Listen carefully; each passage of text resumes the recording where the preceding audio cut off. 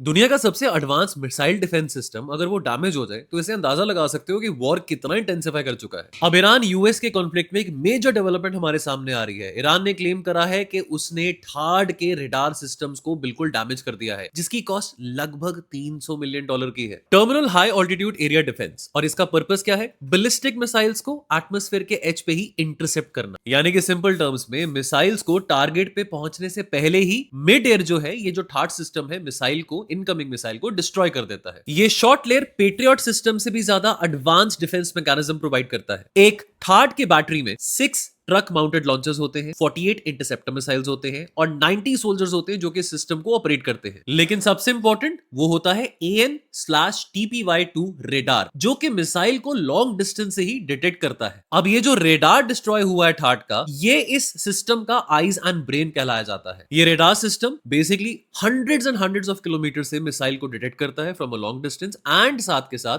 Interceptor को data देता है for effective targeting as well. यानी कि सिंपल बात है, रेडार के बिना जो मिसाइल डिफेंस सिस्टम है ठाड, ये इफेक्टिवली ब्लाइंड हो जाता है। अब इंपॉर्टेंट बात को समझो, अमेरिका के पास ग्लोबली केवल 8 ठाड के सिस्टम्स हैं जो कि डिप्लॉयड है। अब इसमें से एक ठाड सिस्टम का अगर रेडार डिस्ट्रॉय हो जाता है तो उसका बहुत बड़ा इंपैक्ट अमेरिका के ऊपर पड़ता है, साइकोलॉजिकली भी और मिलिट्री वाइज भी। और patriot interceptor missiles already short range में आती हैं, लॉन्ग रेंज मिसाइल्स को डिटेक्ट नहीं कर पाती हैं। Sophisticated modern defence system billions and billions of dollars का खर्चा मांगते हैं, लेकिन बैटलफील्ड में चीप ड्रोन्स मिसाइल्स के अटैक करने के कारण ये सोफिस्टिकेटेड डिफेंस सिस्टम को बहुत बड़ा चैलेंज फेस होता है। मॉडर्न डे वॉरफेयर सिर्फ टेक्नोलॉजी का रेस नहीं है, कॉस्ट, स्केल और सस्टेनेबिलिटी, इन तीनों चीजों को भी फैक्टर इन करना बहुत जरूरी है।